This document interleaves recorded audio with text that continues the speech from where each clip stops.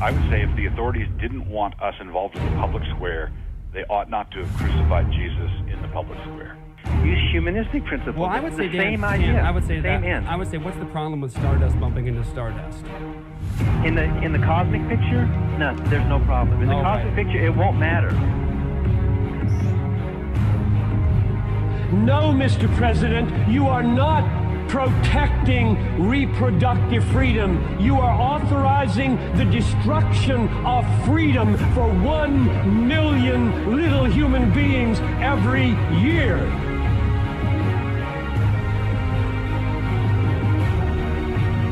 I'm sorry, my friends, but I am tired of seeing Jesus presented as a weak beggar. He is a powerful Savior, and the gospel is not a suggestion, it is a command.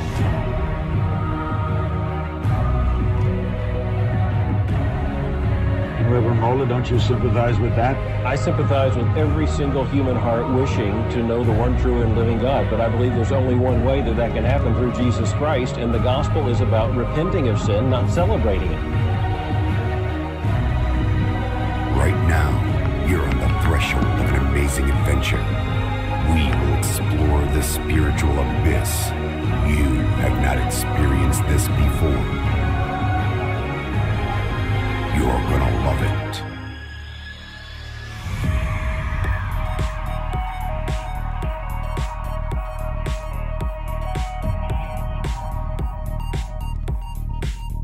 Look on my affliction and deliver me, for I do not forget your law. Plead my cause and redeem me. Give me life according to your promise. Salvation is far from the wicked, for they do not seek your statutes. Great is your mercy, O Lord. Give me life according to your rules. Many are my persecutors and my adversaries, but I do not swerve from your testimonies.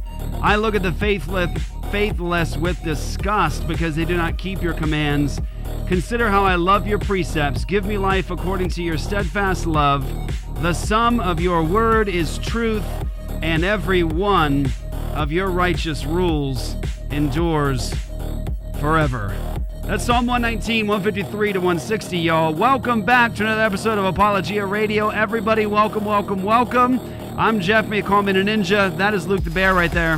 What up? You know, we could just literally just read that whole psalm for this whole show. Psalm 119 could just be the psalm we read for the show and say, can you still currently sing that, given your theology? That's right. Or would it be stunted, and would you have to toss out a bunch of that? Reinterpret it and re-envision it. This is the gospel heard around the world, y'all. Apologia Radio. ApologiaStudios.com is where you guys go to get more. APOLOGIA Studios.com. That's where you guys go to get hundreds of radio shows, podcast episodes, some great scholars and scientists, theologians, lots of debate and cultural engagements, everything to tickle your theological desires. Right there at ApologiaStudios.com. Also, if you go to ApologiaStudios.com, don't forget, you can also check out any one of our lovely, wonderful podcasts we have going on right now. We have Sheologians with Joy and Summer. Go check that out. You can get it at ApologiaStudios.com. Also, you can check out Cultish with Jeremiah and Andrew. And you can also check out Provoked with Pastor Zach and Desi. We think it'll bless you guys a bunch. Don't forget, everybody, everything you're watching right now at Apologia Studios on any platform we have is made possible through partners, ministry partners just like you. Put your hands in our hands. You join us in this ministry work. So whether it's teaching, honest street evangelism, public debates, whatever the case may be, if you see it coming from Apologia, it happened because someone just like you partnered with us in ministry. The way that you do that is you go to apologiastudios.com, sign up for all access. When you do, we not only want you to have the blessing of participating in this ministry, which is leading people out of the cults and out of atheism. Just so much stuff is happening around the world, saving children from death at abortion mills. But you're also going to get tons of extra content. You're going to get the Apologia television show, the after show, including Apologia Academy. It's all there at apologiastudios.com. And for all of you guys who are just waiting with bated breath, know that we are as well. For Bahnsen U, 1,900 plus lectures, seminary lectures, sermons, just great stuff. Amazing, amazing, amazing content. Whether you want to talk about beginner, intermediate, advanced apologetics, if you're just getting started in your defense of the faith or your knowledge of the defense of the faith, or if you guys want to go to seminary level, that'll all be there. Stuff on ethics, the law of God, cultural engagement, books of the Bible, exegesis, historical theology, church history. It's all going to be there at Bahnsen U, but it's being built right now because it does take some time to upload over 1,900 lectures. And, of course, all the video content you're going to have there as well. And so that will be available at apologiastudios.com. Bahnsen U is underway right now. Please be in prayer for that because we want it up as much as you do. But we want it to be looking really, really good, coherent, easily accessible, all of that. So welcome to the show, everybody. We have a very important show for you all today. So much is happening in our world. And we know you guys are probably just as on edge as we are, trying to figure out what are the days ahead going to hold. My goodness, so much is going on. So we thought we would start this discussion today at Apologia Radio talking about the United States election of the president. And let's do that by also bringing in our guest. We have a guest today, one of our good friends, one of our heroes. We love him so much. And we've had him on before. We're going to have him to join us to talk about this election stuff, but also we're going to be responding today to 9 Marks. 9 Marks, fairly recent podcast on the issue of God's law. And we wanted to do this a couple weeks ago, but it's been a busy time of year for us. And so we wanted to have Dr. Sandlin on with us. So we're going to talk about both those things today. I think you'll be really, really loving today's episode. You'll benefit a lot from today's episode because we're going to dig into some important stuff. So let's welcome on to the show once again, Dr. Andrew Sandlin. Thank you, guys. It's great to be on. I appreciate all that you do. You guys are just great. So keep it up. Thank you, brother. So first question is, how are you enduring the lockdown? Well, as we were talking before we started, our illustrious governor, who's a Democrat, by the way, it looks like he's flexing his muscles even more to sort of increase the lockdown in a number of counties, not my county, but adjacent counties. So we do live in a very deep blue state. If you don't believe that, check the voting totals from the election last Tuesday for California. So it's a bad state to live in. I live in a very conservative, Trump county, but counties nearby are ultra liberal, which is why so many people from California are moving there, right. Jeff and Luke, to Arizona, which is probably part of the reason that Arizona, by conventional standards, apparently went for Biden, of course. So that remains to be seen. That remains to be seen, and there's all kinds of fraudulent stuff they're working through right now. But if you could do us a favor, Dr. Sandlin, if you could just stop them from coming here, that'd be really great. We'd appreciate that very much. You could come I'd here like to too. do that. You could definitely come here. Wouldn't mind that. Yeah, we would definitely like you to come.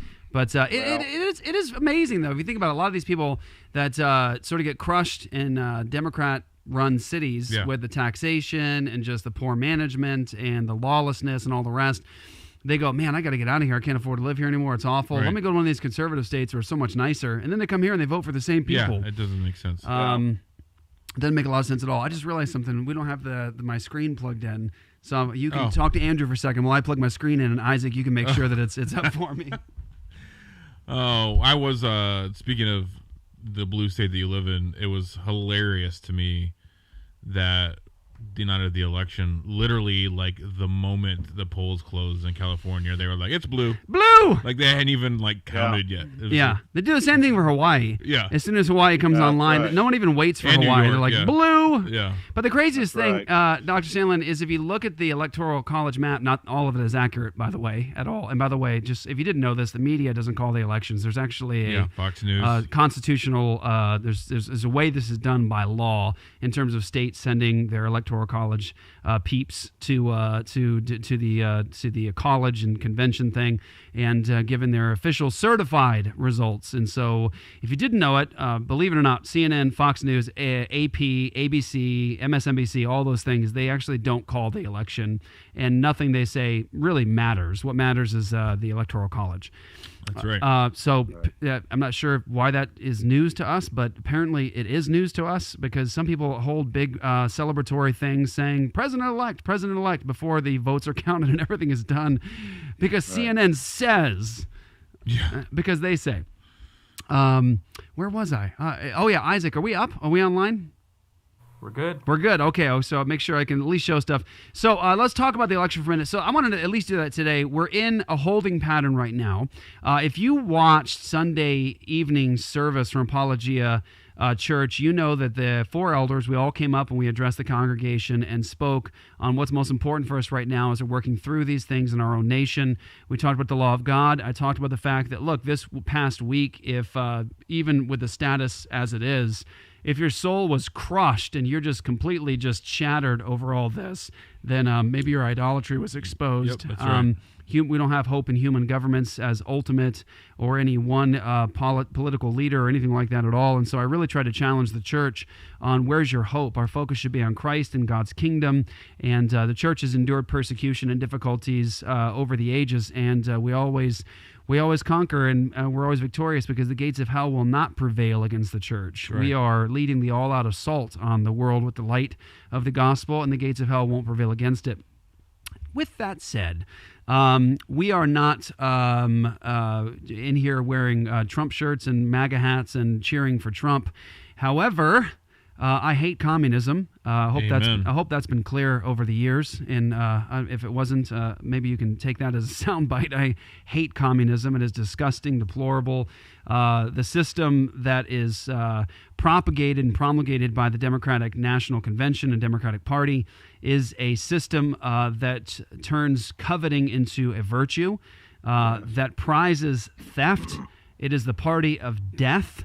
It is the party that hates God's law, tries to distort gender, all the rest. And we can go on with a list of all the deplorable, abominable parts of the Democratic platform. So do I want to see it go that direction? I don't. I know that President Trump has its own issues. The Republican Party has its own issues. Mm-hmm. However, I certainly don't want communism to kick in 2021 officially. That's right. And so just know, so from our perspective here, we don't want to turn into idolatry the Republican Party or Donald Trump or anybody during any election. We can't allow ourselves to be anxious and fearful when God may be judging our nation. God's in control. We can rejoice in Him always. However, we're in a place right now where the election has not been called. This whole president-elect conversation that's taking place nationally through all these liberal media companies, don't buy it. Don't buy it. Isn't true. Nothing certified. It isn't true. You have court disputes taking place, and I know that I'm giving the dump right now. What? YouTube is telling our listeners that the AP has called it. So just everyone knows, yeah. AP's already called it. That's what YouTube's letting everyone know. Yeah, so you see, I'm saying. By the way, you can't say anything right now without getting just stepped all over by the powers that be on this issue. I mean, they've literally, they won't allow you to even do anything political right now. We can't completely shut down. We can't do any pro-life ads right now. We can't even do any pro-life ads right now on Facebook because they've shut down the ability to do any political ads right now during the next 2 weeks. They are stifling the conversation. I even gave like a coded message yesterday to try. I even took screenshots instead of sharing something, screenshots, and gave a coded message to say, look, this thing is not called yet. There's a court battle going on. And by the way, this is the thing that's sickening to me about all of this in terms of like your hypocrisy is spilling over, and it's amazing that you can't look at your feet and see that you're standing in it. It truly is. Back in the year 2000, you're old enough to remember this, and of course, Andrew, you remember this, 2000, I remember the election between Gore and Bush. Yep. And I remember that they called it for Gore, and then, oops, lo and behold, there's a problem. Bush is winning. So they went through 36 or 37 days, of court battles and recounts. They did 4 total recounts, and Bush won every single one of them. Yeah.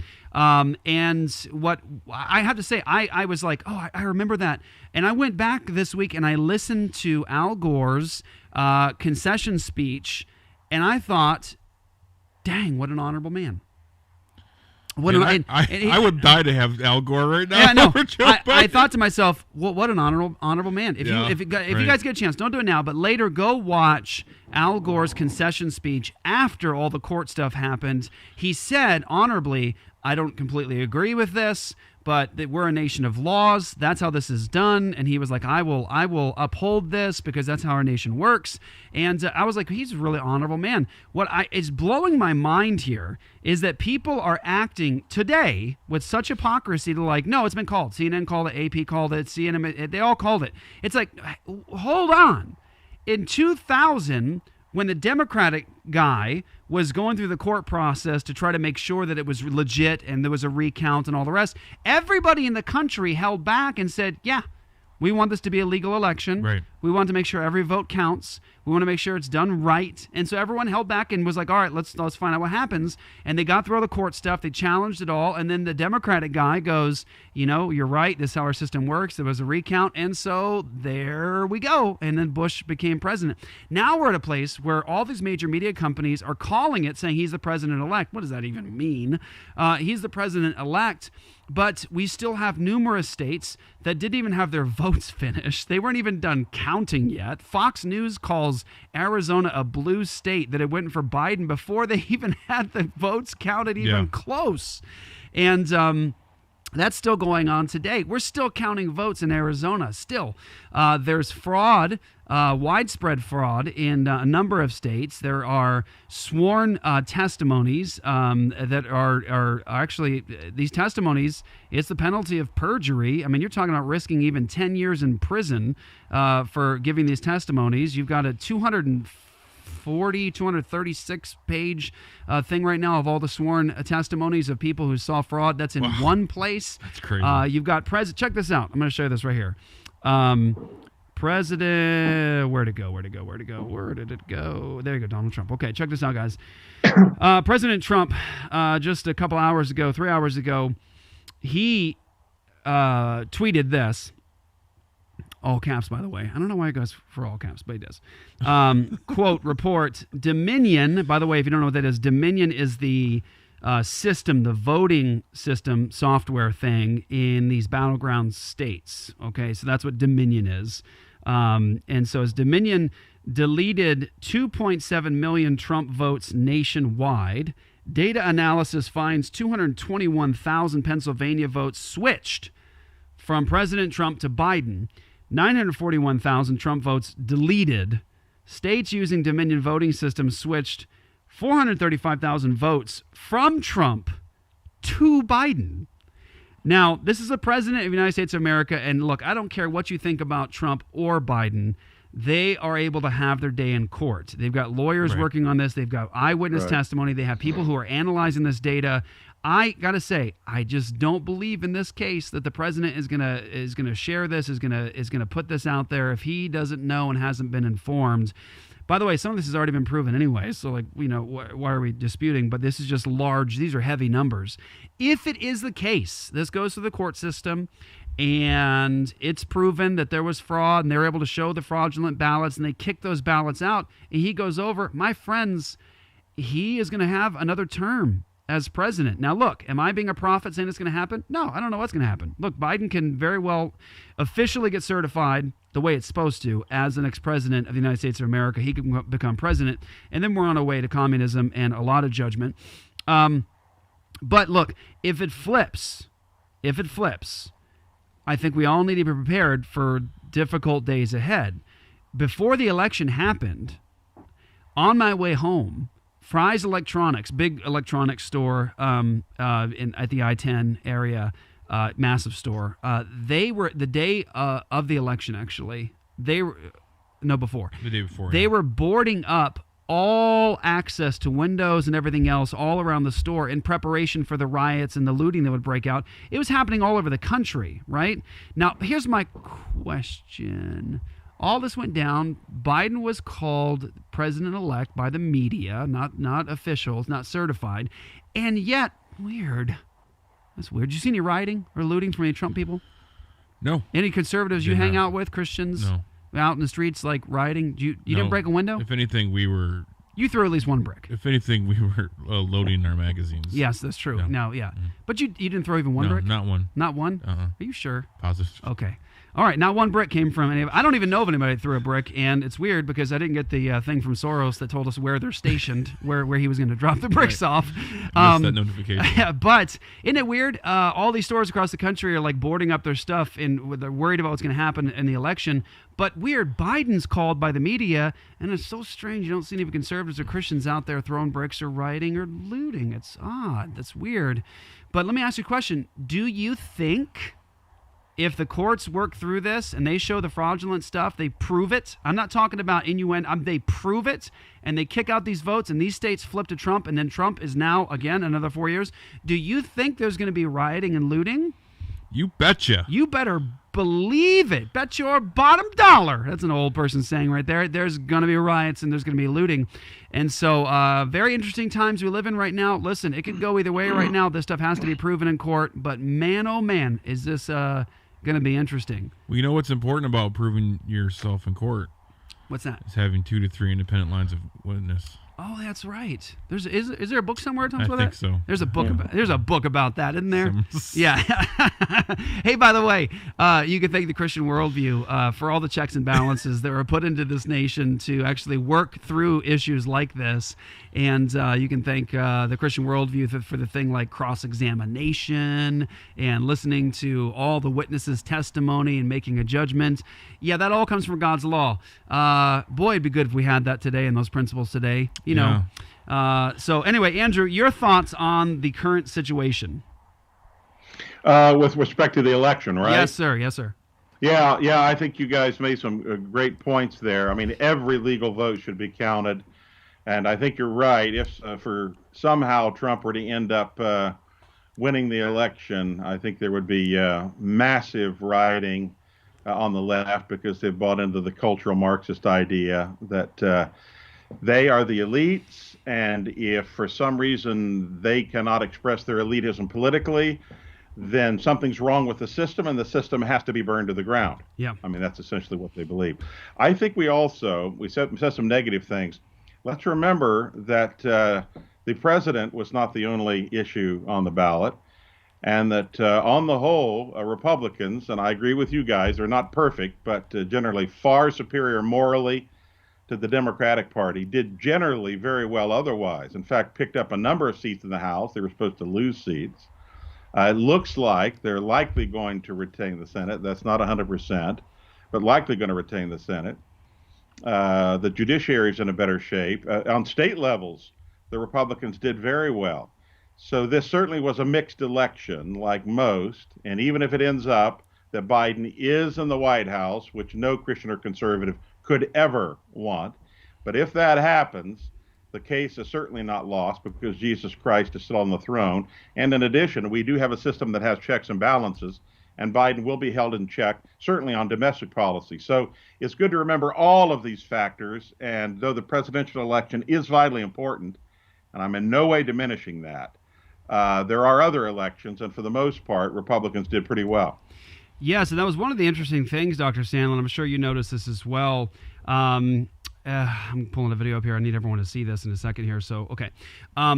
What the differences between some of these elections, this was a peculiar aspect of this election. You had everything down ballot in many places, Republican, but all of a sudden also there was Biden elected as president in that same area or that same state. Right. So what's weird about that is one person said, it's like the coattails didn't match the coat. Yeah. Right? Like, you know, how are people voting in this area for all Republican down ballot, but they voted for Biden as president? Yeah. Strange things happening there. Yeah.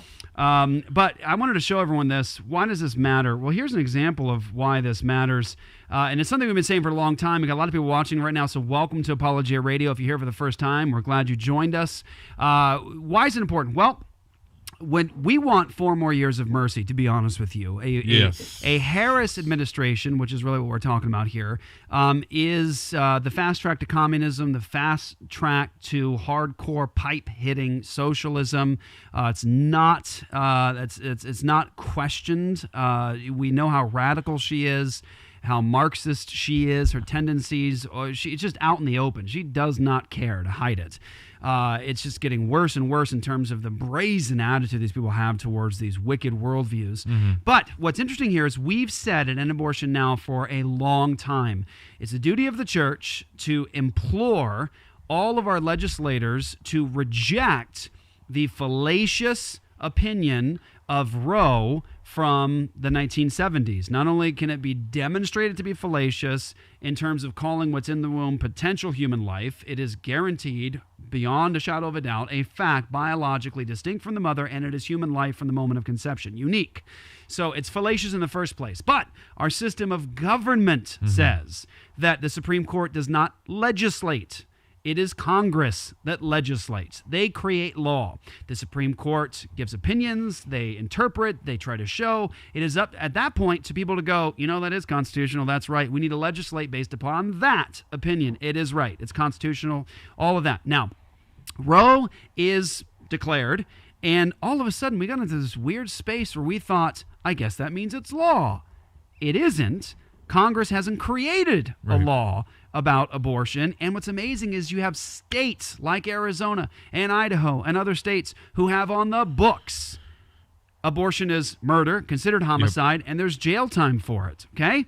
Now, Roe doesn't affect that. Now, here's the thing. The pro-choicers and pro-aborts, they've argued, we've got Roe, it's law. It isn't. It isn't. And we've been saying it's not because we know what the Constitution says and how our system of government, our republic works. Here's the problem.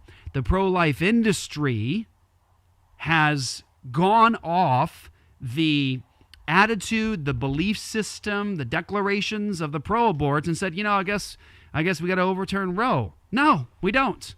No, we don't. All we have to do is, as states, reject a fallacious court opinion that kills humans and uphold our state law. Reject Roe. That's what we've been saying. It isn't a law. States, flex your sovereignty. Right. Now, here's the problem. If Roe was undone tomorrow, you're still going to have now abortion legal in the states. Yep. Why? Because the pro-life industry has created legislation in the states saying, well, you can kill the baby, but you can't kill it after 18 weeks or 24 weeks. Guess what? That just made it legal in the states. Why? Because you assumed Roe was law. Why don't we know the Constitution and how our system of government works? And by the way, do you know what in Arizona is so beautiful at this moment? Marijuana. Now, don't get me wrong. Let me finish the thought. When I say marijuana is so beautiful, let me tell you why. We had on this ballot, which I think was highly convenient, put the marijuana recreational legalization on the same ballot as Biden. Who do you think is going to be? Who do you think those people are going to be voting for? So, very good strategy. But anyway, we had the legalization, full legalization, recreational marijuana. It's already legal here medically. And guess what? Here's the thing. We voted in Arizona to legalize recreational marijuana. We could all smoke up now, and you get to grow 3 plants. I know, 3. 3. You get 3 plants. You excited? So you got your little seedlings? Yes. So here's the deal. In Arizona right now, it is going to be legal to smoke up. You can carry, which by the way, there's some benefits to that in terms of like lessening taxes and impact upon the citizens and nonviolent crimes, people should they be punished in jail. It's a big burden upon the community you put on those. But anyway, all that's a different discussion to have, okay? Here's the deal. Guess what? Arizona legalized recreational marijuana. Here's the problem.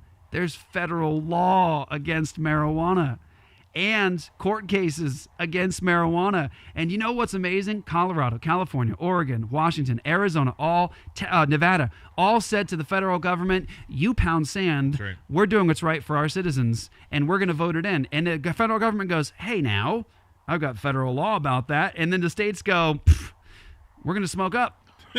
That's it. Now watch this. I'm going to prove to you right now, and I'm going to do it through the mouth of Joe Biden, that we need to, in the states, criminalize the issue of abortion and establish justice for the preborn and reject Roe, flex our state power and sovereignty, and protect our citizens in the womb and say no to Roe, reject it. And here's why. From the mouth of Joe Biden. Check this out. This is Joe Biden doubling down on protecting Roe versus Wade. Listen to what he says here. My youngest sister is in high school right now, and I knew whenever I was graduating high school and entering college that I wanted to obtain my degree and start a career before starting a family. Having access to birth control and safe reproductive health care was imperative in making that true for me. So considering the new Supreme Court nomination of Amy Coney Barrett, what are your particular plans to protect women's reproductive rights in the U.S.? All right, so pause there for a moment. Very important. What she's saying basically is while I was in college, it was nice to be able to have birth control and be able to kill my baby. Reproductive health services, meaning it was great to have the option to crush my little boy or girl's head in the womb, to have them chemically burned and injected with poison, to have their legs and arms pulled from their body. It was so nice to have that service available to me while I was working through college so that I can have what I wanted. I can have the ability to have sex freely, and I could do it in a way where I didn't have to have a child that I had to take care of. And so it's nice to have that. So if Amy Coney Barrett comes into the Supreme Court and they undo Roe, whatever will we do, Mr. Biden? Now, here's what he says. Number one, we don't know exactly what she will do, although the expectation is that she may very well move to overrule Roe. The only responsible response to that would be to pass legislation making Roe the law of the land. That's what I would do. Wait a second. He actually got something right. Wait a second. They know. They know. What do they know? They know what every person who's studied even Constitution 101 should know, and they know what apparently the pro-life industry doesn't. And that is this: Roe is not law. And so what does he say? If Barrett works with the Supreme Court and they strike down the court opinion of Roe, he says, well, what we need to do is actually make it law. Because it isn't law. And they know. They know it's not law. And so Christians, we should be working, A, to save lives at the abortion mill. Go to endabortionnow.com to get free training and free resources to do just that. Thousands of lives have been saved doing that. And Christian, you need to be in the public square saying Roe isn't law. Roe isn't law. And someone says, yes, it is. Say, not according to Biden. Not according to Harris. Not according to the Constitution. What are we going to do if Roe's done? We'll have to make abortion legal by law, right? Because it's not. Which means all the states right now, like Arizona, that have a law that says it's against the law, it's still against the law. Right. It's still against the law, and every abortion mill is a criminal organization killing the citizens of that state, which is why Walt Blackman is putting in a bill in Arizona to criminalize abortion in the state of Arizona. It's weird, though, because it's like I'm saying criminalize, but it already is a criminal act, technically, under state code, and he's just basically pointing to it, going, yeah, he's strengthening it. That, and let's make it stronger, and let's make it better. That's what we're doing right now. And you can do that across the United States of America. Go to endabortionnow.com, guys, to sign up or to go there to give. Give at endabortionnow.com. Help us. We got a big fight ahead of us. Luke, I'll shut up. Do you want to say something? No, I think that's it. Anything you want to add to that, Dr. Sandlin? Well, certainly believe strongly in states' rights. The overturning of Roe, which of course I would support, nonetheless, is simply going to put this back in the states, back in the states' election anyway, which is what you pointed out that they could do right now. So, not much more to say. Yeah. Well, everybody, I wanted to show you this really. This is a kind of funny tweet from, well, not funny, but Phil Johnson. Really terrifying. Yeah, check out the screen here. Phil Johnson says, I can't imagine why anyone would ever question the integrity of an election in the USA. And this is the Gateway Pundit. It's an article from the Pundit. Charges filed against trans elections judge, quote, Erica Bickford in Allentown. I'm going to click on that real fast so you guys can see it. This is something else. This is something like that nightmares are made of. Charges filed against trans elections judge Erica Bickford in Allentown, Pennsylvania, including tampering with ballots. Real name is Everett Erica Bickford, charged with 2 election code violations, including prying into ballots. Check this out. That would have been considered obscene unlawful. You'd have been cast out of most communities. Yeah. In the 60s, 70s. We've come a long way, baby. Here's a person who's a what? Election judge in Allentown, Pennsylvania. This person, this is the stuff of nightmares, friends. This person's what is he? What is he? 90 years old? He's wearing lipstick. He got no teeth to speak of. Fingernails polished, and he's wearing a clergy collar with a flower hat. And man, we are in trouble. That's who's doing the election, Pennsylvania. Okay, all right. Well, I would say you need to have a moral framework, and who do you want running elections? Do you want to put someone in an election who literally looks like they got dressed up for Halloween? I mean, this is like a. I'm sorry, I got to be straight, and I got to speak against evil as evil. Right. This is something that's like a poster child for a horror film. It's an abomination. It is an abomination, and this is the person you're putting in charge of an election or as a part of election. This person has no moral compass to speak of, and this person is now being put in charge of voting. And you're wondering why things are going the way they are in our country? Well, I think that's a good article to take a look at from Phil. All right, let's get to it now. So here we go. 9 Marks. You said very highly recommend 9 Marks. Yeah. Yeah. I mean, we have stuff in our church membership manual from 9 Marks. Yeah. So back in the day, loved them. Great stuff, right? And I haven't been keeping up with them. Yeah. So first say, as a foundation, we've used stuff from 9 Marks before. Really appreciated them. I used to actually send people to the site and say, these are the things you want to look for in a good, solid, healthy church. I still would. Yeah. I haven't had any issues till this. So. Good stuff. Recently, they had episode 147 on the appeal and the errors of theonomy with T. David Gordon. This is by Jonathan Lehman. And so they did a little conversation about theonomy. We are what you might call modern-day Puritans. We hold to much of what they taught and they thought. As a matter of fact, the early founders of the American experiment, the descendants of the Covenanters, the Huguenots, the Puritans, the Pilgrims, all of them, they had a particular perspective about the future. Right. And they had a particular perspective about the law of God. And you can see that worked out in the fact that the biblical worldview is in the atmosphere. It's what created and established really good justice in this nation. It wasn't a utopia, but I think when John Jay, our first Supreme Court justice, was writing out case law in the United States of America and referring back to God's judicial law, I think he did a good thing. I think it was a good thing. Dr. Sandlin, help us here for new listeners. What is theonomy? Help us understand, what is theonomy and why is it evil? Well, so the denotatively, theonomy just means God's law. Presumably all Christians, if it were explained to them, would be theonomists in that sense. But when we use the term theonomy today, we're not just generically returning to God's law, which itself would be great, but to biblical law. It's important to make that distinction because a lot of people will talk about natural law, and even some of the founders did, although in my view, many of their views of natural law were based on the Mosaic law. But when we talk about theonomy today, it's really equivalent to what I'd call biblionomy, the authority of biblical law. I don't understand how any Christian can believe the Bible, the authority of the Bible in every aspect, and not hold to some sort of biblionomy, the authority of God's law.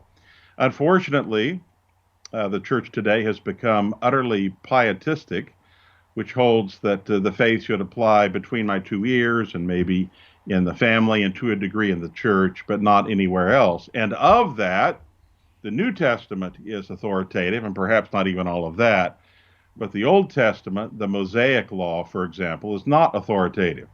Well, the problem with that is Jesus and the apostles, writers in the New Testament, did assume that the Old Testament was authoritative, unless, of course, certain specific aspects of it were set aside, like the ceremonial law, for example. But the moral law of God, including how it's to apply in politics and elsewhere, they would have just assumed and did assume. So theonomy equals biblionomy, the authority of biblical law in all of life. That, by the way, is the standard of righteousness, not just for God's people, but for everybody. Right. Paul says that. Yeah, Paul says that in Romans 3:19-20. If you read that, the law of God, he says there, the law of God speaks to everyone, so everyone will stand guilty before God. So the law of God binds everybody. So the whole world will have their mouths closed. The whole closed. world, he says. That's the right. language, yeah. That's right, the whole world, exactly. So it wasn't just for Israel. Exactly. And you do see in God's law, say in Leviticus 18:16, I believe, go check it out, guys. You'll see that God actually, when he tells people, say, on the even example of like bestiality and homosexuality, he says it's because of those sins that he's uprooting those other foreign nations. So he's actually judging them according to the law that he says is an abomination. Right. He's judging those foreign nations according to his stipulated standards. He doesn't have one standard for Israel and one standard over here. He actually judges and uproots them, and he displaces them on the basis of his own law, his own holy character. Now, here's the thing I want to ask before we start playing this, and we're not going to get through the entire thing today, guys, but just at least a start to this conversation. Andrew, you're going to hear in a moment now, when they start to talk about this, they talk about it as though this is some new movement of people believing in God's law as the righteous standard that people should look to today, even in a judicial context. And we would be general equity theonomists ourselves. We don't think you take the law of God and you drop it down on society. Exactly. That's not what we believe. But Andrew, is this new? Is this a new movement of people trying to do something neat and cute and popular, or is theonomy new? That's not just wrong, Jeff. It's embarrassingly wrong. Historians would know that. Whether you agree with theonomy or biblical law at all, and if you don't, that's fine. You make that choice. But what you can't assert is that historically this is somehow innovative or new. The fact is, a large number of Puritans, English Puritans and American Puritans, a large number of them, Scottish Covenanters and others, believed in the authority of biblical law or biblionomy. So, okay, we may be wrong. I obviously don't believe we are, but this is not some new thing that was developed over the last 40 or 50 years. Yeah, and I always find that interesting when people make that claim about theonomy. They'll say, Greg Bahnsen popularized this. He wrote Theonomy and Christian Ethics, and it created a big controversy. It really came from there. I'm like, well, you also got Rushdoony you got to throw in there as well. But you need to look at the fact that throughout Christian history, whenever Christians came and evangelized a nation, and that nation came to obedience to Jesus Christ and trust in Jesus Christ, are we really suggesting that they weren't going to God's law in terms of their judicial system to say, what does God say is just to do in this situation? I mean, we bring this. Go ahead. The reason this was controversial, Jeff, is because the church has apostatized so far from the authority of God's law that when people like Bahnsen and others brought this to the fore, they were just uncomprehending that it was new. Well, the problem was that the innovative idea, is that God's law is not authoritative in society. Exactly right. That is an apostasy from what was held certainly by people on this shore and in England and in much of Europe, for that matter. Exactly. Well, I was going to say, even those that want to say, well, our law is based upon English common law. Well, where did English common law come from? Common law, that's right. Exactly. Exactly. A good reference point that we often point to at Apologia, because we have a church on the island of Kauai, when missionaries went over to the Hawaiian Islands in the 19th century, 1820, when they made their way over there and started evangelizing the people on the Hawaiian Islands, within 20 years, over 90% of the Hawaiian Islands were professing faith in Jesus Christ. Yep. And within 20 years, they had a Hawaiian Kingdom Constitution. Just get this, go look it up yourself, the Hawaiian Kingdom Constitution, 20 years of missionary work, over 90% of the islands professing faith in Jesus. And it says in the Hawaiian Constitution, it says that no law of the Hawaiian Kingdom will be at variance with the laws of Jehovah God. Amen. That was the 19th century, guys. That was and that's not unlike what we see throughout Christian history when the gospel is victorious over a nation and a people, and the question is, how shall we live? What shall we do? And by the way, And by the way, guys, that's true of almost any of the Bible-believing Protestant churches, even those we would disagree with, Arminian, Lutheran, some Anglican. On this point, they're virtually, and I mean not the liberals, but I mean before liberalism, all of them agreed. Wesley was an Arminian. He believed in the authority of God's law. Martin Luther, despite the fact I think he was very confused, he believed in the authority of God's law. So this modern idea we're going to kick God's law to the curb, that really is an aspect of apostasy. Yeah, and let's go ahead and start playing it now. We'll go ahead and get into it, guys. Just stop me whenever you want. We're going to do our best to try to get through as much of this today as we can. I'll just say before you start, if Mark, Dever, or the other two gentlemen happen to hear this, like, my encouragement would be, please do your homework before you do a show on this. Because like we said, we have a lot of respect for Mark, specifically in 9 Marks. And I'll be honest, when I heard this, I was like, wow, this is bad. Like, it's really bad. So I just want to throw that out there before you start anything. So. Yeah. Okay, here we go. To the topic of theonomy. Now, if you had asked me a year ago, David, hey, what's the deal with theonomy? And I've been like, I think a couple of theology eggheads back in seminary talked about Greg Bahnsen, but nobody really pays much attention to that. Whereas these days, I'm like, okay, this seems to be catching the wind a little bit. I wouldn't say there's a major interest in it, but there is something of a minor interest bubbling up. For people who are listening who don't, I'd really like to talk about that just for a moment here. Praise God. I think Apologia has had a huge impact in this area in terms of challenging people to say by what standard. Exactly. Yeah. The myth of neutrality, saying Jesus says you're either with me or you're against me. We've been promoting that. You've got Doc Sandlin, all the work that he's done over the years. You've got Gary DeMar. You've got these giants that have been doing this for a long time, and there's a lot of fruit of this now. You've got Doug. You've got all of our boys over at Cross Politic. It's having an impact, and here's why it's having an impact, brothers. I'm talking to my brothers over here at 9 Marks. Here's why it's having an impact, because we're living in a time where people are noticing the cultural abandonment that's taken place, noticing the fact that these issues of justice matter. And by the way, if you peruse 9 Marks, you're going to see some stuff about social justice. People are noticing it's not really good that the church hasn't been salt and light in these areas, and there are issues of injustice that we need to address. And the question is, by what standard? So many people are saying, man, there's a lot of chaos out there, a lot of challenges, and it doesn't seem like the modern evangelical church in the West has any kind of response that's coherent. I mean, it's sort of ollie oxen free, like every man for himself. Like, what do you think? What does she think? What does he think? Which way should we go here? Whereas many people, I think, are actually saying, well, wait a minute, look here. In Deuteronomy chapter 4, God says about his law in verse 5, see, I have taught you statutes and rules as the Lord my God commanded me, that you should do them in the land that you are entering to take possession of it. Keep them and do them, for that will be your wisdom and your understanding in the sight of the peoples, who, when they hear all these statutes, will say, surely this great nation is a wise and understanding people. For what great nation is there that has a God so near to it as the Lord our God is to us whenever we call upon him? And what great nation is there that has statutes and rules so righteous as all this law that I set before you today? Many Christians are seeing that and going, God calls his law there good. It's not just a curse upon fallen people. It's good. These are righteous statutes, good statutes. And then reflecting on what Jesus said, then I'll shut up here and kick it over to you, Andrew. Reflecting on what Jesus says, love the Lord God with all your heart and soul, mind, and strength, and love your neighbor as you love yourself. And he says all the law and the prophets are built upon love for God, love for neighbor. All. That would include all that stuff about cross-examination of witnesses, upholding victims' rights, proper punishment for perpetrators that will actually bring justice for the victims. That is all about loving God and loving neighbor. Andrew? Yeah, no, here's the problem. You really touched on it, Jeff. But whether at 9 Marks or elsewhere, and many good, well-intentioned people, if you believe that the faith should apply in the individual life, in the family, and at most in the church or maybe Christian schools or Christian colleges, and then we put up the walls, if I say you believe in that, you're not going to be interested in biblical law applying in society.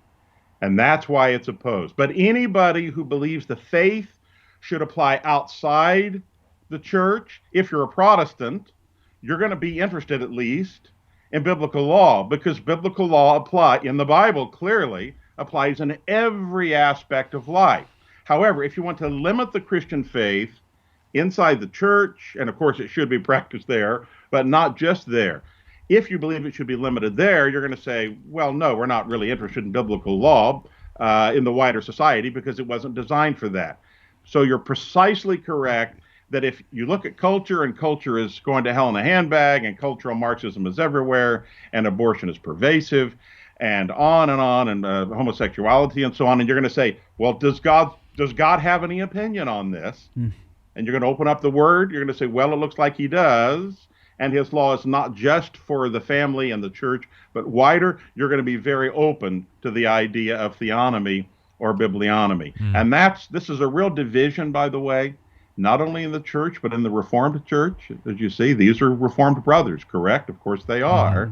Yet nonetheless, they tend to be on what we would sort of call the pietistic wing of the Reformed Church, the wing that believes in reformation in the church, and we do want reformation in the church, and apology is a part of that, but not only in the church. If we believe in the Lordship of Christ in all of life, we have to be open to the idea that his Word applies in all of life, and that is where God's law comes in. Yeah, absolutely. I just want to say first, it's so good to see Andrew's face, because usually we only have him on a phone call. So that's right. We get to see his face. But second, well, now your listeners are going to go down and way down now that I've seen my face. Actually, we have a record number of listeners today, I think. But the other thing I was going to say is we know this from experience. Typically, those who even solid Christians that oppose theonomy usually end up mocking theonomists, or they end up literally mocking God's law. Like, that's ridiculous. Why would you want? And that's what we have. This is how they start off this discussion, by just mocking, kind of dismissing, like kind of laughing it off, like, oh, is this still a thing? Like, I thought this was dead a while ago. And like when I hear stuff like that, that's immediately like, okay, you didn't even study this. Yeah, you're in a small bubble, and you should know the Puritans are alive and well. Here we go. That's right. Anything about theonomy, but they do know their languages. You're just talking about God's law. Theo, what's wrong with God's law? Well, yeah. Let me ask you that, David. I heard somebody say, "Well, every Christian's a theonomist because we all believe in God's law." Is that true, or is that a bit broad brushing it? Yeah, it's sort of like, my students often ask me to explain something in terms of its etymology. And as we know in Greek, for instance, because I teach Greek here, when you add prepositions to the front of verbs, unless they're traveling verbs, you don't just add the definition of the preposition of the verb. You can change it entirely. So if you take a simple verb like lambano, receive, and you put it in the middle passive voice, and you add the preposition soon in front of it, and the preposition ante, you get soon ante lambanatai, and that's the word that appears in Romans 8. The Spirit helps us in our weakness. How soon with anti, against, and be received, how that becomes help is, who knows. So if you're asking, the point about theonomy, it should have been called sonionomy or moseonomy, because it wasn't just divine law that they were proposing. They were proposing that the Mosaic law given to the peculiar Israelite theocracy should be the law of other nations, right? So they weren't just saying that humans should follow the divine order established in creation and revealed to the church. They were saying that civil governments should model themselves after the Israelite theocracy and that governed hers. So we don't care about the name. Theonomy could be a perfectly good abstract term that means our recognition of the divine order in his creation and our submission to it. But that's not what theonomists mean. They mean that the Mosaic law, even the civil laws of Moses, right, are to endure forever. And so it rejects. Well, Psalm 119, 160. The sum of your word is truth, and every one of your righteous rules endures forever. Now, how that plays out, you see in Scripture, brothers. You do see it in Scripture. It enduring what? The Mosaic legislation. How? Well, I mean, this is, I think, is apparent to all of us. It's in the text. You always see that the apostles assume the continuity of the law of God, unless, of course, they have divine revelation to show how something is done differently or has changed or fallen away because it's no longer necessary. And it's always the assumption of continuity with respect to the law of God. In terms of the Mosaic legislation, well, you have the Apostle Paul talking to Timothy, and he says, you're not to muzzle the ox while it treads. He just Right. quotes it like it's just assumed. Come on now. That's right. You're not supposed to muzzle the ox while it treads. Now, brothers and sisters, that is animal husbandry law from the Mosaic legislation. Yeah, and Jeff, that's a good example, as you said, of general equity. We don't really, today we don't really use oxen, at least most of us don't. But Paul was taking that general equity, the principle, saying the principle applies actually in the church also. So if he does that in the case of this particular animal husbandry law in an agrarian society, he's really saying any society, in principle, any society should be governed by the general equity of all of these laws of in the Mosaic legislation. And by the way, they were wrong about the idea that this is only about Mosaic legislation.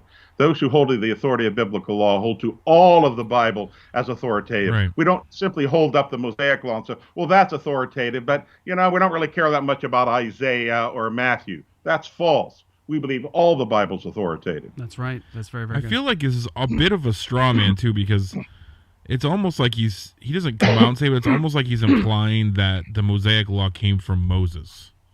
Right. And not from God. Mm-hmm. It's like, that Mosaic law, where did that come from?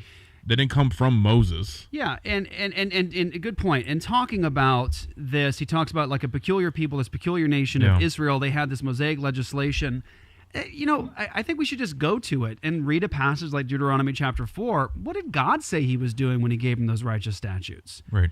He said he was doing something that was supposed to be their wisdom in the sight of the peoples. The pagan nations are supposed to see these righteous statutes, and they were going to say, whoa, a nation with righteous statutes like this. They were supposed to long for that kind of liberty and that kind of true justice. And here is the all-knowing, all-powerful, eternal God telling you this is justice. This is righteous. This is protecting victims. This is how you do it. And brothers and sisters, people are still raping in 2020. People are still stealing in 2020. They're still lying. They're still perjuring. They're still abusing. It's still happening today. So the question is this: how shall we then live? Exactly. And by what standard should we actually apply righteous rules and statutes to the current sins and crimes that are still happening? Are you supposed to just do it by your own human wisdom? Or do we say, no, God has actually spoken to what is just here?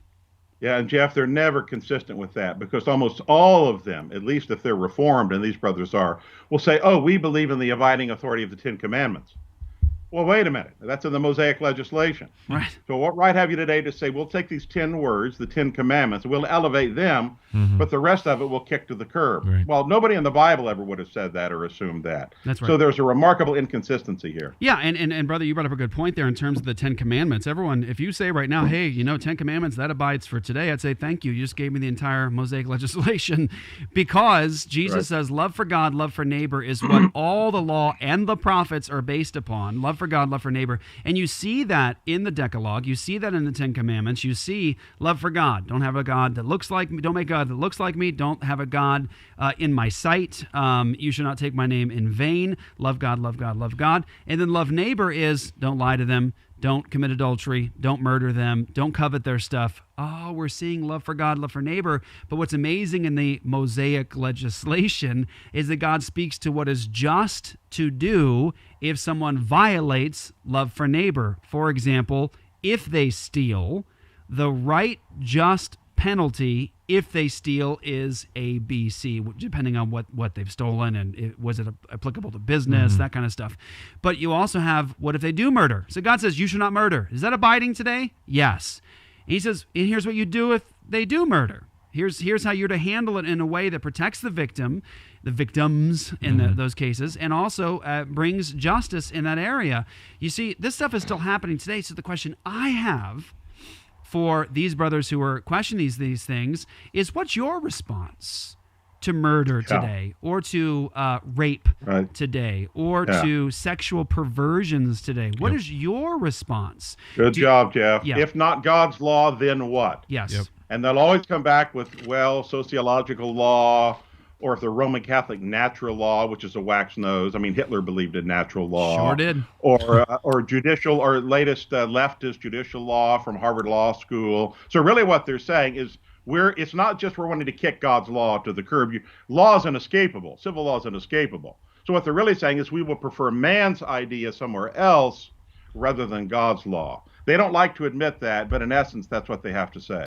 Yes, and I'll end on this point here. In terms of the assumption of continuity you see in the New Testament, a couple things. I'll just throw them out fast. We're not going to spend a lot of time on this today. I gave you one, Paul to Timothy. By the way, that's post-cross, post-resurrection, post-ascension. Okay, so timing here is important. The Apostle Paul, Jesus has accomplished atonement. Everything is done and behind him. He's reigning and he's on his throne, putting his enemies under his feet. And the Apostle Paul says to Timothy, you're not to muzzle the ox while it treads. There's a righteous principle of doing what? Feeding people who work for you. But that's animal husbandry from the Mosaic legislation, friends. That's and right. Paul just assumes it. I'll give you another one. Paul says, in that same context, he says, don't receive an accusation against an elder unless it's based on the 2 or 3 witnesses. Hey, guess what? Brothers and sisters, he's quoting from the Mosaic legislation in terms of judicial law and receiving accusations. That right. has He to... wasn't talking specifically there about elders in the church, but Paul applies it there. Yes. That shows the wideness of the authority of God's law. Yeah, that shows you that the general equity of that judicial code still applied after the cross, after the resurrection, after the ascension. And the amazing thing is watch this. Paul just assumes it. Like, you're supposed to know this. And he assumes it in the sense of going, not saying, well, now we know that whole thing is done and defunct and it's over and that awful law was just overbearing, but I like these tidbits over here. We'll pull these over. He does it with animal husbandry law. He does it with judicial law in terms of how to handle accusations in the court. The Apostle Paul just assumes it with kids. In Ephesians 6, he says, children, obey your parents in the Lord. And then he quotes from the Decalogue, honor your father and your mother. It's the first commandment with a promise. Hey, wait a second. I thought all that's just defunct and over and gone. He's just assuming it, kids. You're supposed to know this.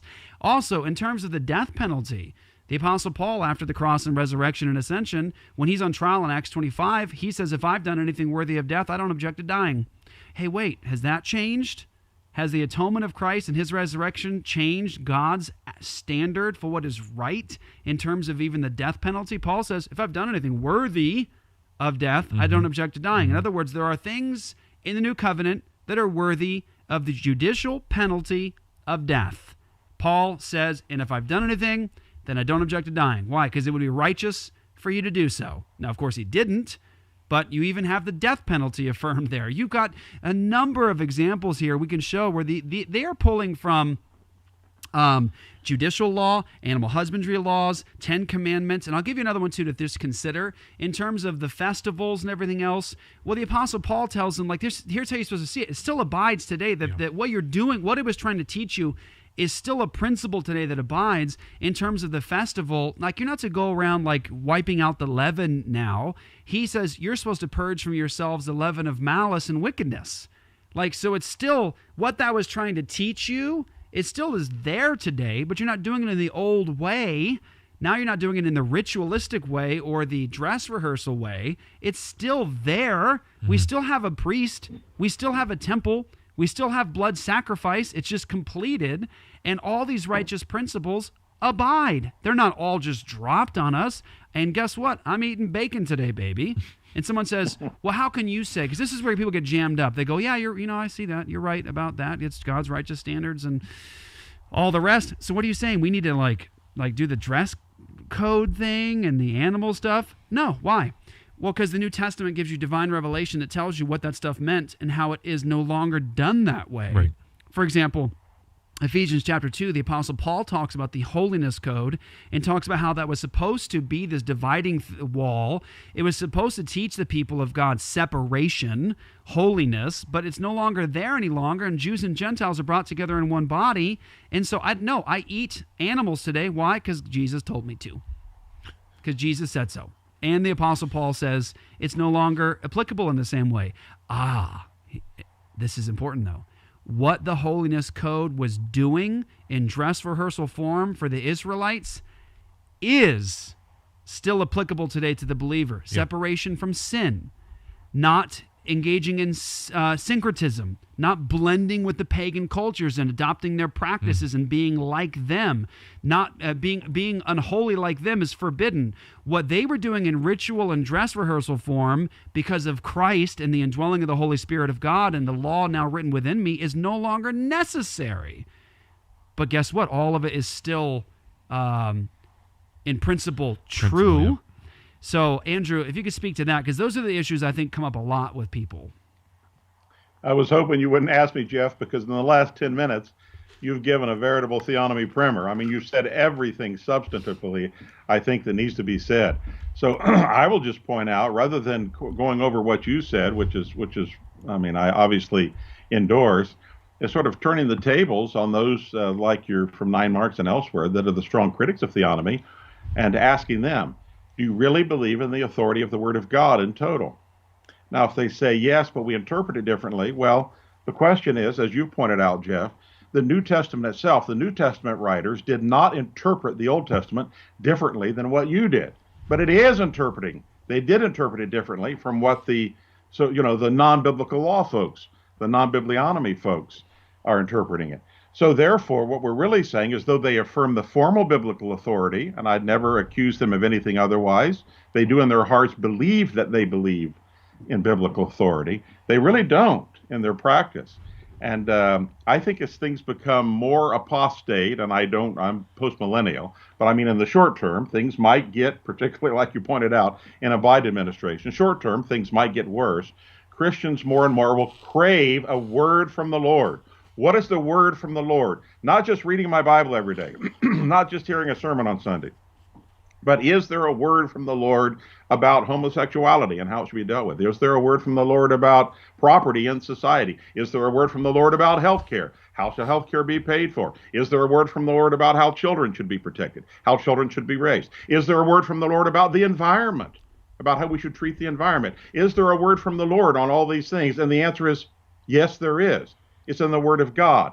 We can't read around that and simply think that God is interested only in baptism and the Lord's Supper, vital though they are. He's also interested in these other matters. I think Christians that have a heart for God, as they see what's going on in culture, will crave this message, and they are right to do so. Absolutely. That's good. The distinction made in chapter 19 of the Westminster Confession, and Mark, I'm not sure if it's chapter 19 in the London Baptist or not, because the chapters are not always in sync with each other. But in the chapter on the law of God, at least in Westminster, 1 and 2 deal with the moral law, and then sections 3 and 4 deal with the ceremonial and the civil law, and arguing they both have been abrogated together with the state of those people. And theonomy disagrees with that, and it lumps the civil law in with the moral law. Bahnsen often writes moral-civil law. So instead of seeing them as separate categories, as the Reformed traditions have, he sees the civil law as a part of the moral law. David, you refer to Bahnsen. And for good reason. for good reason, there's a moral aspect to the civil law that God gave. For example, the Apostle Paul appeals to that. Is it a moral aspect to require 2 to 3 witnesses? That's from God's judicial law. Mm-hmm. Is it moral to ask that? Apparently, the Apostle Paul thinks post-cross and post-resurrection and ascension that it's still a moral question. There are moral aspects. All of that is moral. There's a moral aspect and character to all of those statutes, and they were supposed to be seen as righteous. I mean, is righteousness a moral category? Because God calls them righteous statutes. So there is a moral character. And by the way, this business with referring to the Westminster Confession and London Baptist, talking about it passes away with those people. No, there's more to it than that. And they're going to get to that in a moment here, except for the general equity is required.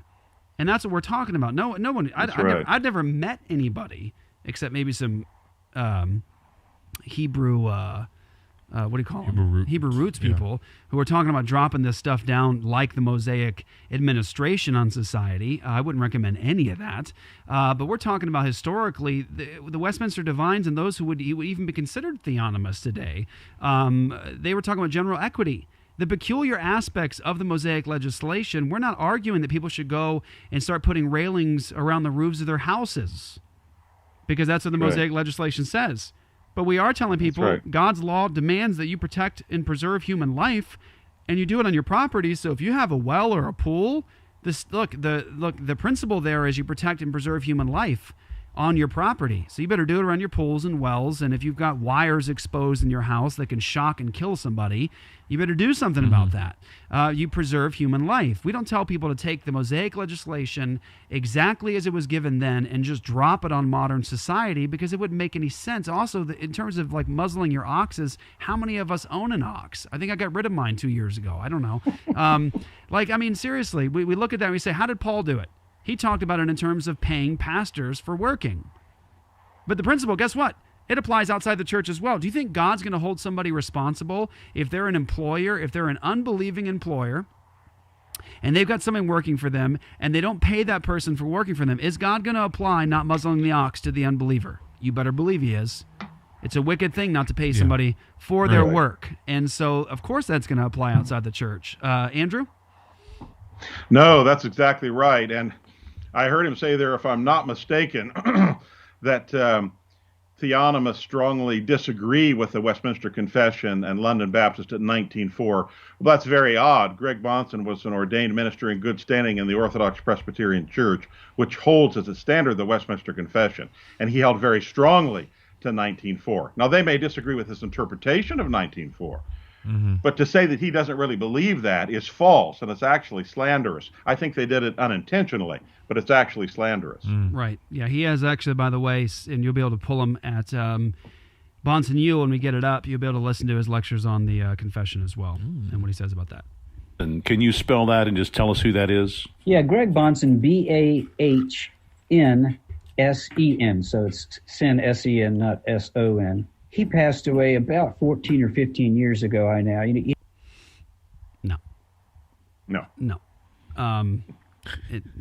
He passed away in 95, so they're a little off there. Yeah. So I mean, guys, I know we make mistakes, but I mean, he's been gone for a while with the Lord, and it's just things like this where it's like, look, I know we're going to slip here or there, but there's a lot of misrepresentation here, and it shows that, like, you just, guys, brothers, you just haven't done your homework. He had some heart troubles, so I think he died a little bit on the young side. He wrote about a 940-page book called Theonomy in Christian Ethics that was sort of like the encyclopedia of theonomy. It was the strongest argument for the theonomic approach. And does it remain the kind of main source, resource? So. Yeah, I think so. Now, it's one. It's one. I mean, if you really want, honestly, to be honest, it's a one-shot deal. It's excellent. Theonomy in Christian Ethics is excellent. But if you want like some expanded stuff, you got to go way beyond Bahnsen, and there's plenty of stuff out there. Wouldn't agree with everything Rushdoony wrote, but Rushdoony's Institutes of Biblical Law, and stuff he wrote, sort of unpacking the judicial case law and showing the moral character of it and all the ways that we would apply it today. You'd look at Rushdoony, then I'd say if you look at the history of Christian church, there's just no end to examples of Christians who wrote on this. I'll tell you what, man. Go spend some time. Look, if you're Presbyterian and you have Presbyterian tendencies, go read the Covenanters. Any one of them, and ask them how they would have thought about God's law in modern society. If you're Presbyterian, these are like the king hero Presbyterians. How did they feel about theonomy? Is your perspective like theirs was? I don't know. I think it's important to ask these questions. Yeah, and John Murray before that, his book on Christian ethics and so on, and going back to the late 19th century, and certainly going back, as we indicated earlier, to the Puritans. So the idea that nobody knew of this idea of the authority of God's law in society and in politics, somehow until Greg Bahnsen wrote Theonomy and Christian Ethics, that's just an irresponsible assertion. Just a couple eggheads just roaming around Westminster. Right. Didn't have anything better to do than to write 900-page tomes on theonomy. No, I'm sorry, he's wrong about that. Yeah, that's very wrong. You mentioned the Westminster Confession 19, and then in that fourth paragraph. In fact, I have it in my notes because this is what I've been hearing pop up. It reads, "To them also, as a body politic, he gave sundry," referring to Israel, "sundry judicial laws, which expired with the state of that people, not obliging any other now, further than the general equity thereof may require." So those things have expired, not obliging us now, except for what general equity requires. And I heard this one individual say, well, I'm a general equity theonomist. Do you know what he would mean by that? What does that mean? Well, I don't know what he would mean by it, but in the 18th and 17th centuries, it was a common enough expression. And general equity meant not specific to any particular people. So things like regard for your neighbor's person and his property that you find in French law, you find it in British law, you find it in American law, German law, and so forth. And how did it get there? Yeah, that's fascinating, Jeff. His definition of general equity is correct, but his derivation from that is false. I mean, general equity, the body politic, Israel as a covenant people expired, but the general equity, that is the truths of the law, that's what continues. What he wasn't saying there, what 1904 wasn't saying there is, let's look at, we would today, like he said, France or Australia or the ancient Roman Empire, and let's just see kind of what they had in common with the Bible. That's not what 1904 was talking about. Yeah, and I think it is interesting when he refers there in that specific point there to French law, British law. I just have to point out what should be obvious to all of us. How do you think it got into French law? And we talk about like regard for your neighbor's property, all that stuff that would have been in French law, British law, common law. How do you think it got there? What do you think those Christians were doing when they were legislating? Think they were just sort of on their own wisdom saying like these things? Right. Or what do you think they were thinking about? What was being preached to them? What were they referring to? Where were they getting these statutes from and these rules and these general equity principles? They were getting them from God's law. Exactly. It didn't exist in a vacuum. And I just want to say this. Look, I mean, there's tons of cultures all around the world that have all kinds of really crazy legislation. And atheistic cultures do not build righteous statutes. They don't. And in history, you have any number of examples of people who deal with, say, even the crime of theft in ways that are totally wicked. Either killing the person for theft or cutting off their hand and maiming them for life for stealing a loaf of bread or what have you. I mean, there are a number of examples of pagan societies that are not simply through natural law coming up with righteous legislation. Right. So the question is, where do you get it from? Because I have that question to press on the believer today who wants to say, I don't think we need to look at his disclosure of what is just to do with a thief. I want to say, okay, so we've got a couple options today. You've got people saying things like, God's law says, and you list them, whether what was stolen, was it for business? It basically is you pay it back and then it's double. So you make the person whole again. And so you've got God's stipulated standard. Then you've got other cultures that simply say, look, I think you should cut their hand off. Maim them. Yeah. How dare you steal? So we'll make sure you never do again. We'll cut your hand off so you can't. Or you've got somebody might say, kill him. Kill him. Or in our culture today, we say, he stole from you? All right, let's put him in a cage. Yeah. How much is that going to cost? Oh, That's a lot. Right. Oh, a lot. And allow him to be raped over and over again. It's just utterly... God's law is, I can assure you, much more humane than man's law. Oh, clearly. Goodness gracious. I mean, think about it, and Andrew's exactly right. There are consequences of putting men into these cages, and image bearers have gone into cages for long periods of time. But you ask the question, the guy stole something, he goes in a cage today, according to American culture's stipulated statutes. And we say, all right, he stole something, it was worth $1,000.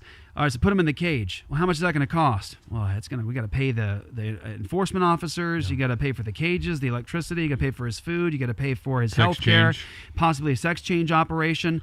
Oh, that's going to be a heck of a lot of money. How much did he steal? $1,000. We're looking at about $100K maybe or so. And you're going to pay for it. Well, how are we going to get that money? Well, we're going to force the community around. Wait, quick question on that. What did the community around the crime? What'd they do to participate in the crime? Oh.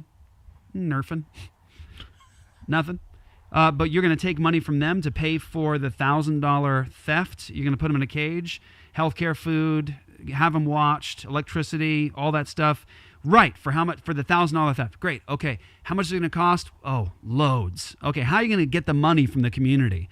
Property taxes. We'll figure out some way to do it. Well, what if they don't want to pay you? Well, then we'll put them in jail. Or we'll take their stuff by coercive force. Mm-hmm. Oh, okay, so we're going to have all of society paying for this man's crime. Do you see the point here? So my question is this. If God's law says this is the just penalty for theft, you've got a myriad of options today. My question is, you're one voice amongst a bunch. I say God has spoken on this as to what's just, what protects society, what protects and upholds victim rights. And there's a number of other options. My question is to the person who rejects God's law today in terms of his stipulated statute as to what's righteous there, what standard are you going to? Your own wisdom? Because lots of people are doing that. Mm-hmm. They're all doing it. They know theft is wrong because they're made in God's image, but they don't all handle the justice issue the same way. They handle it in very different ways. So let me ask a question.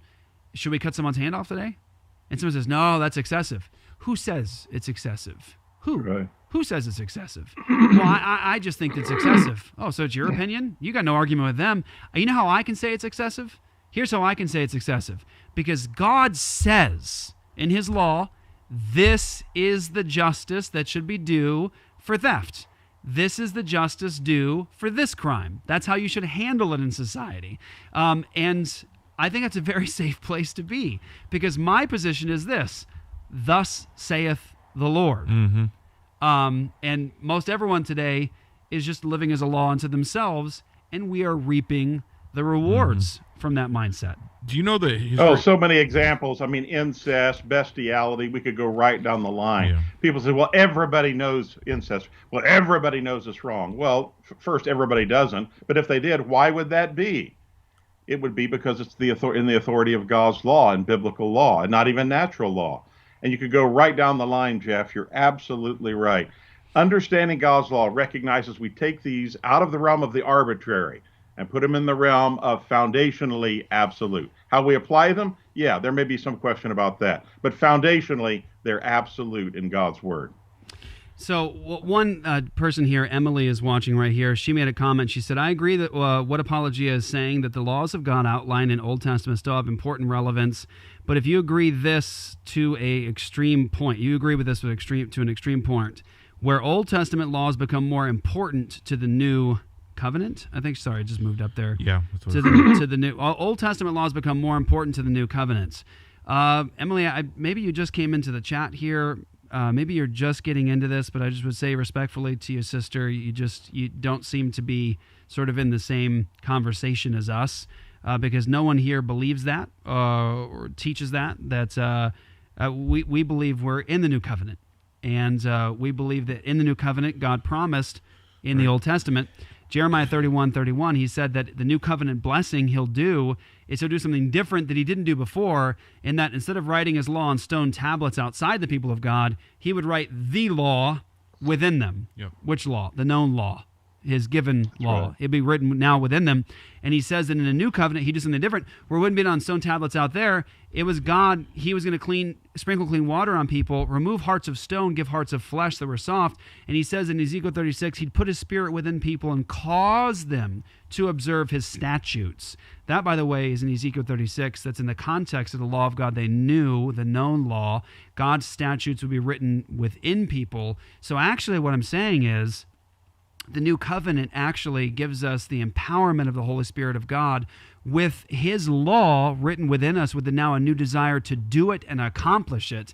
Now new covenant believers have the ability to love God's law rather than despise it, love God's law and do it rather than the Old Testament person who was still in the flesh with stone tablets outside of themselves. Very different context. The new covenant is more glorious because now we have the ability with the Spirit of God to love God's law and statutes. Jeff, I wish people understood that is so right. If anything, the law of God has a higher role, even in the new covenant, than the old covenant because of the reasons that you mentioned. So far from saying we're going to kick God's law aside, and the new covenant's brought to its very highest form, I think more people need to understand that getting away from the old covenant, and of course the new covenant has replaced the old covenant, doesn't mean getting rid of God's law. That's a completely separate issue. Yeah, also one thing I just would challenge Emily on, maybe you missed it earlier in the conversation here, the Apostle Paul in the New Covenant assumes the abiding validity of God's law down to details like animal husbandry, and he applies them in the New Covenant. So it just maybe you're just jumping into this conversation. We'll try to give you that grace. We'll just do one more moment here, and then we'll finish up. These are principles of general equity. That is to say, they are not specific to Israel, they are general. So it may be, for instance, that in some of the specific laws given to Israel, we see reflections of general equity. And so if your ox gores another person's ox, you see, the principle of general equity of respecting someone else's property is reflected there. But if there's a certain sacrifice or some other requirement at that point, that would not be general but specific. Now, I was in a Wait a minute. He's made a big... I don't think people see what he did there. Yeah. He just very subtly kind of said, he cited the specific case about the ox, and you said, well, there might be some cases, but that's arbitrary to say in some cases the general equity applies, but in all cases it doesn't. Mm-hmm. So if he's going to take it in that one case, as he should, why wouldn't that lead him to say, well, we probably should take general equity across the board? Right. Well, also, I think, brother, if you watch this, you just granted the theonomic principled position. Right. And that is to say that, like, look, that is clearly a principle that is righteous, that you would say, I'm going to respect and honor that law today, but I don't take the specific Mosaic legislation in all the ways that it was presented there, and I don't drop it on society today. I take the general equity, which you recognize is valid and possibly even appropriate today. So are we done? What I'm confused too was he defining general equity as in something specific to our time and not the general principle from the Old Testament? I was a little confused. I was a little confused at how he was describing general equity there. That's what I was gathering. Well, what he was doing is he was citing that Pauline text. He had to come to grips with it. And so he cited that as an example. Well, yeah, that's an example of general equity, and that would apply today. But then that did not lead him to an implicit question, which would be, well, if that general equity applies today, shouldn't all of it apply today in the same way? Right. And that's what he refuses to do. Right. There's the inconsistency. And so we just encourage and challenge him to think about it. We'll go another 30 seconds or so. Conversation with I think a theonomist recently, in which he asked me if I believe putting people to death for bestiality. And the implication seemed to be that he would. So is it just all the judicial laws under the Mosaic covenant that a theonomist would continue to... Okay, this is a good place to end. And we'll try our best to get back to this. Good place to end. Let's have a real conversation here, guys. If you got kids around, just be cautious with this part. But let's be straight. Let's just have straight talk, serious talk. Let's stop pretending. Let's be real. Today, bestiality is a thing. It's a thing. Yeah. It's happening a lot. Fairly recently in Arizona history, there was a man who was a firefighter in Mesa or Gilbert.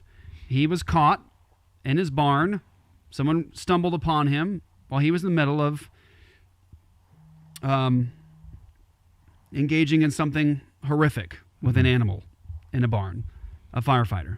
Now, he was caught, and he was actually punished today in Arizona. He was punished for the crime of doing this with an animal.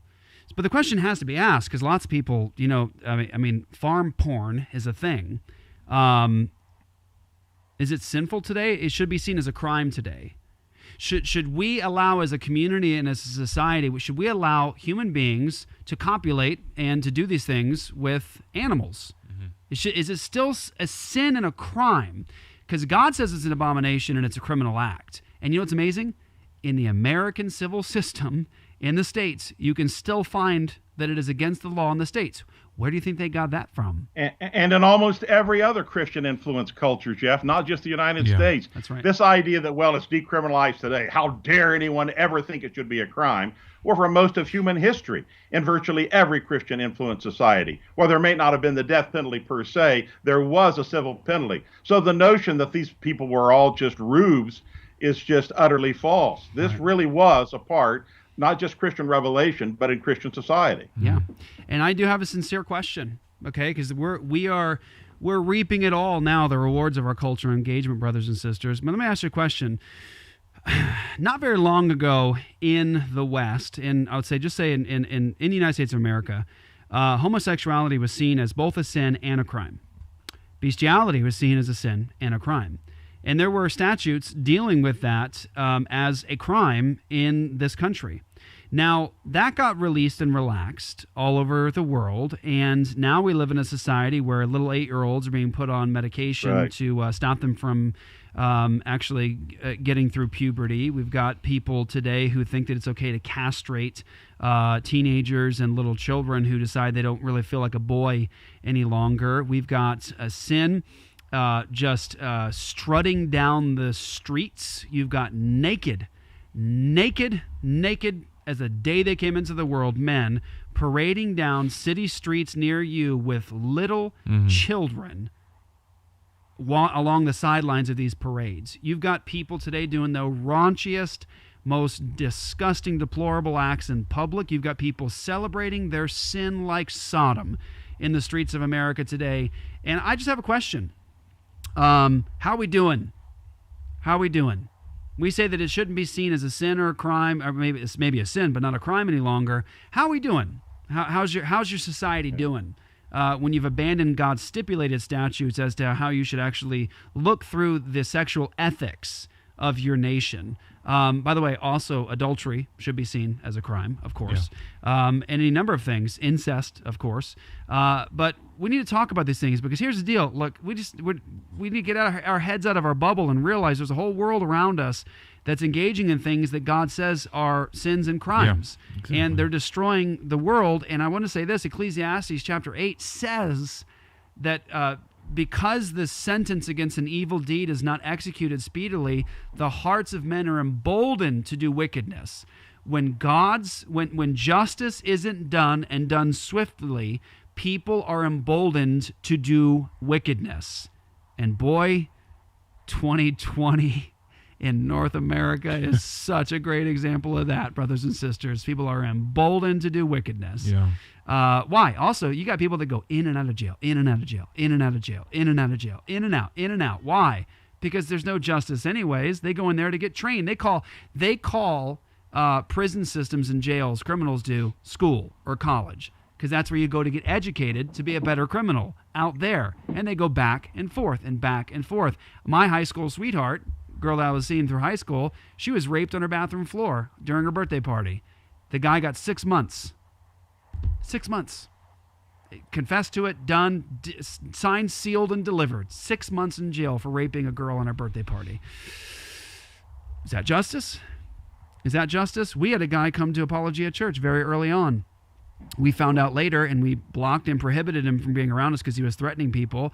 We found out that he was engaged in the most heinous acts against a little girl that was his stepdaughter for years. Well, he raped this child for years, and he served a decade. Yeah, something like that. A decade in jail. And then what did he do? When he was released, he was running a rampage on the streets of Gilbert, trying to threaten members of our church. He was unsafe. He was unstable.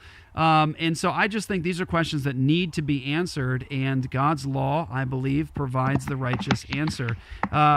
Andrew, thank you for joining us today. Final thoughts, brother.